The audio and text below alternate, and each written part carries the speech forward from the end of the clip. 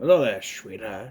Welcome back to the Smallville Retrospective. I'm Scotty or not, and we're talking about Season 6, Episode 20, Noir. Yes, we're in black and white right now because this episode is mostly in black and white. The episode entails Jimmy, who is a lover of noir movies, I guess, getting knocked unconscious, where he's thrown into a world that is noir, as black and white. So, this episode sets up a murder mystery, but that's not what we do, sort of. We are sort of solving a murder mystery with Jimmy in the noir universe, but not really. Is it? I don't know. I don't know.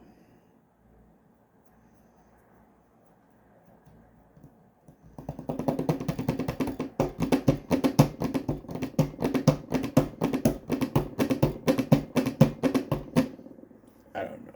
But the episode starts off with Jimmy. So I had an incident where. So I recorded my review for Combat. Then I had to go down and do my laundry. I forgot to upload it. So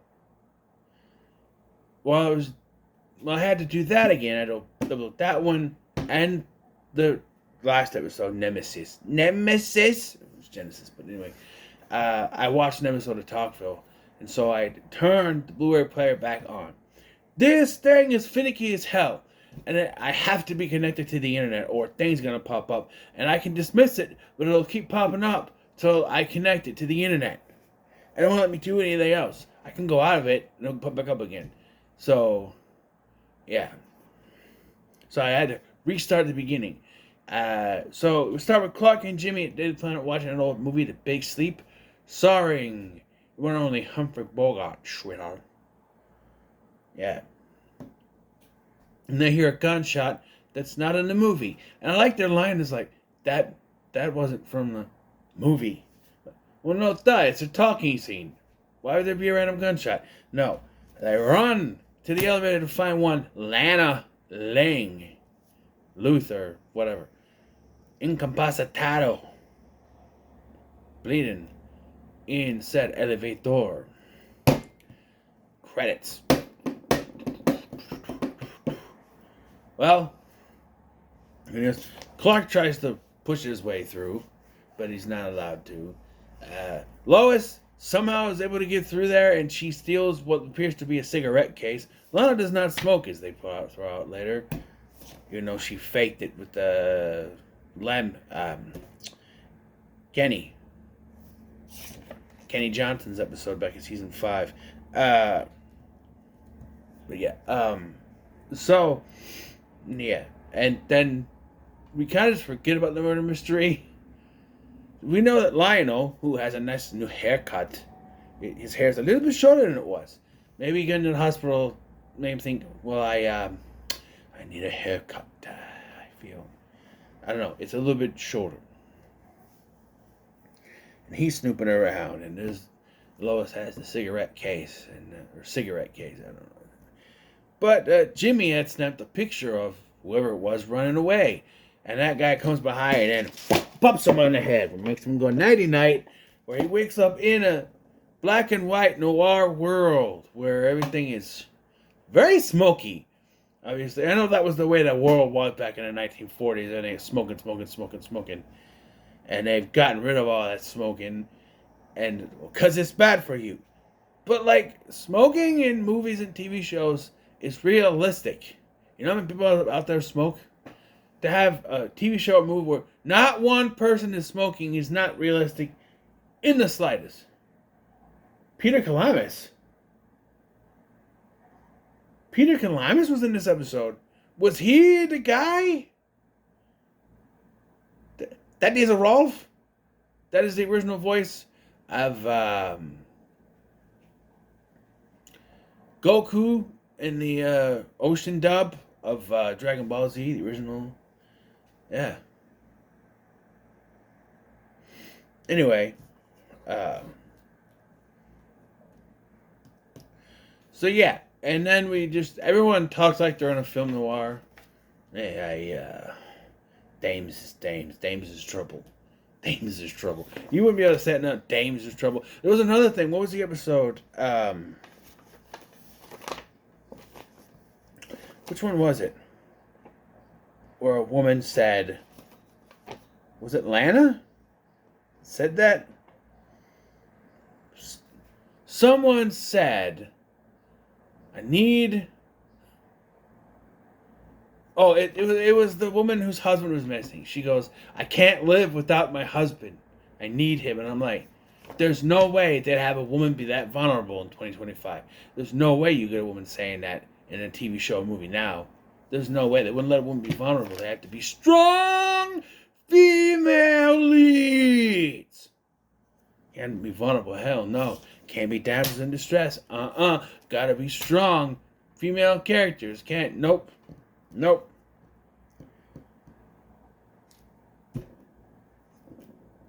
She would probably be fighting for her kids instead of her. Anyway, yeah, we get a world where everything is smoky, black and white. Lionel's a bartender, despite still being a Luther? Is he supposed to be Sam from Casablanca? Play it again, Sam. I don't know. He's not a... No, Sam wasn't a bartender. He was a piano player, you idiot. I don't know. I haven't seen Casablanca. I just know that line and all the gin joints and all the words she had to walk into mine. But I always have. Paris, or that's not even that movie. Here's to you, kid, or something like that. Here's thinking of you, kid, or something like that. I don't know. But anyway, this also shows a world where Clark Kent is very much like the comic books with the glasses and the geekiness. But then he's walking around, slick back hair, and looking pretty smooth. Yeah. Clark Kent, dual identities, perish the thought. Look, this whole episode is a filler time. That's all it is. It's filler. In the most sense of it. Because you presented with, well, it's a murder mystery. Or attempted murder. We gotta solve who did this to Lana. That is pushed way back. Sure, this whole film noir thing is presented as Lana calling Jimmy, or James, and saying, someone's gonna get murdered. It's me. I need to help me solve a murder. Mine. And, yeah. She thinks it's Lex, so he confronts Lex, but then he ends up shooting Lex. Turns out this was all a ploy by Lana because she was secretly having an affair with Clark. And this is not going to make any sense in about -5, 4, 3, 2, 1, because it turns out Clark in this universe is a capper. Yeah, because Lana decides, well, I can't have Jimmy as a witness, and tries to shoot him, but she gets shot. And Clark's like, well, I'm a cop with a badge that looks just like the Superman logo. It's the same shape, at least. I'm a cop, and you're under arrest. What kind of double standard is this shit? Oh, because he shot Lex Luthor in cold blood. You just shot Lana in cold blood. He's like, I shouldn't. And I was trying to take down Luthor. I never should have got involved with his wife. And I'm like, so the double standard, according to this, is that you can't shoot someone. You're going to go to jail. Cops are fine to shoot people, though. Oh, it was self-defense. You know, he was going to shoot Jimmy. She was going to shoot Jimmy. Excuse me. Then Jimmy wakes up because he's going to get arrested, so there's no real rest of the story for him. Also, Lois is a lounge singer, I just want to say. He wakes up and instantly remembers a cigarette case. Why am I saying it like that? Cigarette case. They kept saying cigarette case. They say it weird, and I was stuck saying it. Cigarette case. And, which is missing from the evidence that was there, which nobody... He took pictures, because he's camera boy. He's camera boy, is what I said. But yeah, and they figure out that it's someone in the political area of the DP. Daily Planet. And I think that's Peter Kalamis. I think that's who it was. I think that was Peter Kalamis. And he's like, oh, don't shoot me at the boy. No, he's like, she came to me, and I heard a gunshot, and I came down, and I saw her laying there, and I ran away, and you saw me running away. I didn't do it. Before he can get to what she was bringing to him, he gets a shot. Yeah. By someone. Random stunt guy who they fight with. I found this stupid. So Jimmy's like, call 911. She calls Clark. All Clark does is catch her when she's falling off the balcony all the way down. And then he super speeds to hide. And Jimmy's like, what? How it happened? She just kissed him. And I'll be like, no, what the? You fell from the... Okay, you can kiss me all you want. But did you survive that? When you fell from all the way up there. She's sitting on a couch. The couch would not... She'd bounce off the couch and hit the... No. He doesn't ask any further questions. No further questions, Your Honor.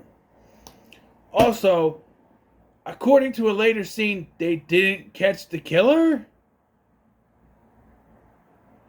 He was unconscious all the way upstairs. The only way out is for him to come through the elevator, down the stairs, and go out the front door, which those two were at, and Clark hiding in the shadows. So there'd be no way he'd get out. How? How was he not arrested? How was this guy not... What? But we go to... I hate when they have to write it like this, because it's just like... Again, he tries to explain it. Because Lionel has all-seeing power, I guess. And he's like, the cigarette case. I know you took it.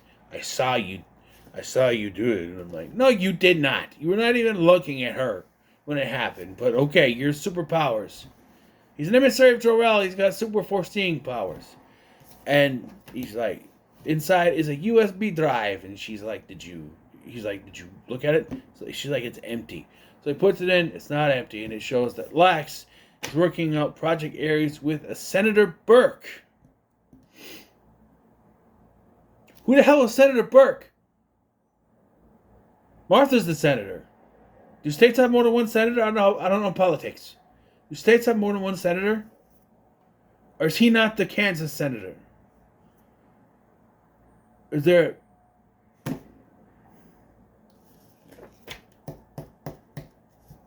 I don't know. Why would he be working in Kansas? I don't understand politics. I guess. I don't watch the news. I don't understand politics. Do states have more than one senator? Senator?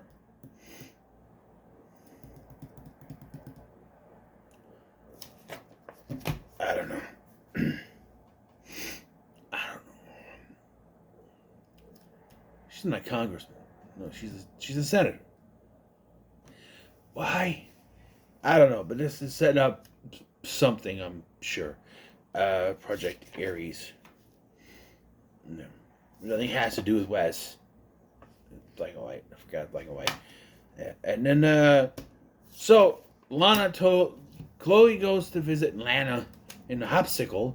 By the way, this is every other episode. Lana is up in the hopsicle. Every other episode. Look at this. We go back. Okay.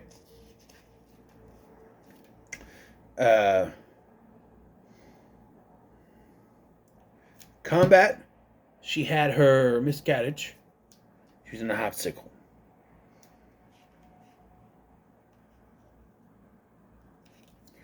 In Progeny, she gets knocked it out by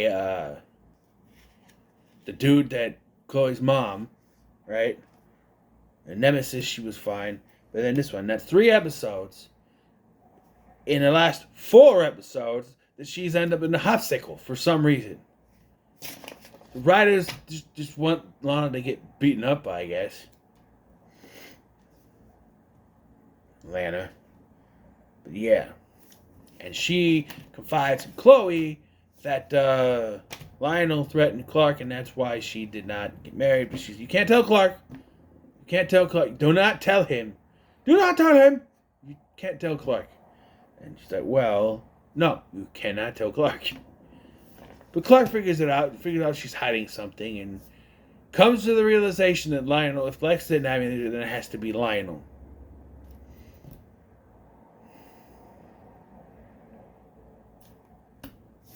End of episode. So this was fine. It was filler. Completely filler. But we are, again, it always happens around this time where you get filler episodes sprinkled with story stuff because we didn't have enough to fill an episode with storytelling stuff, so it's got to be filler. This is the most filler episode I've ever seen. You start off with a hook of who tried to kill Lana. Fuck that, we're going to do a Noir thing where Jimmy's in the dream the whole time, and you think, I thought I remembered being like, this helps him solve who did it. He solves it through here, and no, it doesn't have anything to do with it. It's just padding for the runtime. It's something for the runtime to do while we sprinkle little things later. It doesn't do anything for the plot.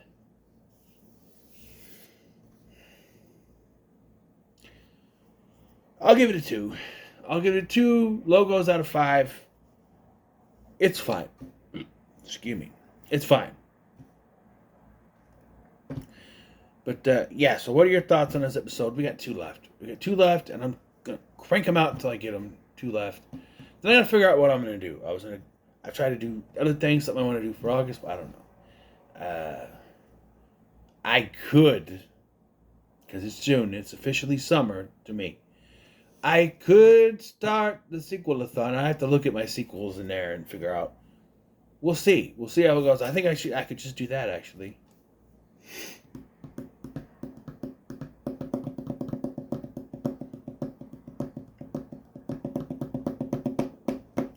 Anyway, thank you for watching. I'm Scotty, and I'll see you in the next one. I zoned out. I don't know.